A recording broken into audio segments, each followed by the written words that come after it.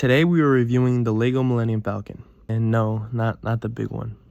One day. It's set number 75375 and a part of the newly named Starship collection. It has 921 pieces and I feel offers a detailed and immersive way to build the Millennium Falcon. It had building techniques that I really appreciated. But is that $85 price tag a bit steep? We'll get into that. The box art for the Millennium Falcon set is visually stunning, and I felt captured the essence of it in flight really well. And LEGO gave us a scene of that, adding an element of action, complemented with the infamous blue hue all over the box, even in the hyperdrive. The box came with 11 numbered bags and a little hyperdrive piece that you later put into the Falcon. The instruction manual has a note by the designer, and a little history about the Millennium Falcon, and what is making this build extremely new fan friendly. Right off the bat, the Easter eggs were awesome. All the stud characters like Luke Skywalker and Obi-Wan Kenobi, Chewbacca versus R2-D2 playing with the holotable, and Han Solo and Princess Leia receiving news by C-3PO really add to the identity of the build and was a real tug on the heartstrings of Star Wars fans. The building experience was a bit repetitive after a while. I saw myself wanting to race to the end of the build, although that was probably because I was excited to see the final product. There was a lot of intricate techniques used to actually get that disc shape, which I thought were pretty clever, but also there was about 6 of them.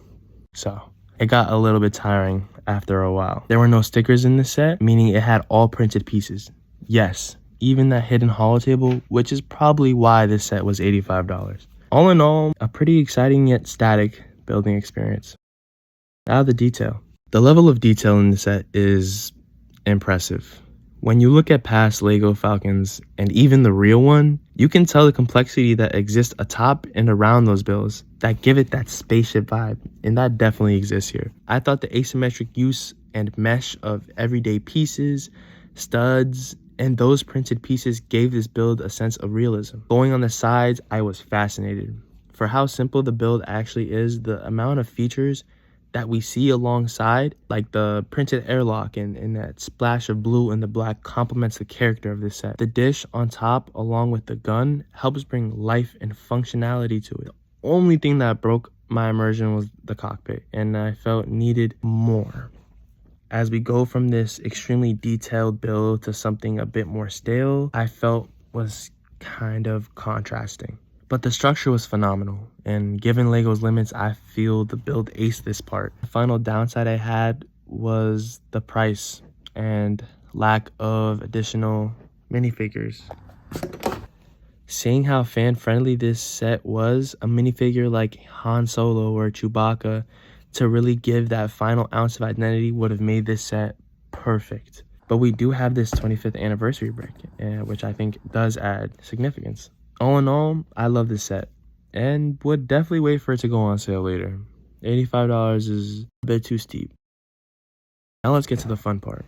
This video is a part of my new LEGO review series, in which I try to go into real depth about the appearance of LEGO sets and try my best to capture it with photography. There's a lot of flies here. I did not bring bug spray. The challenge will be to have at least every part of a LEGO set in the photo, no part of it being altered, to see if it's photogenic or not. Taking photos of the build was extremely fun. I actually went into the forest to build this set, kind of tried to immerse my own self into what I wanted this setting to be. When I was done, I was really excited. I took a bunch of moss and grass and acorns, and as you'll see here, I kind of added it to the build. I also put it on top of a tree stump, and I used real terrain and the setting of an almost lost forest vibe to give this Millennium Falcon its final resting spot. Here's the finished final product, and let me know in the comments if you think it was photogenic or not. Thank you for watching this video, and consider liking and subscribing for more.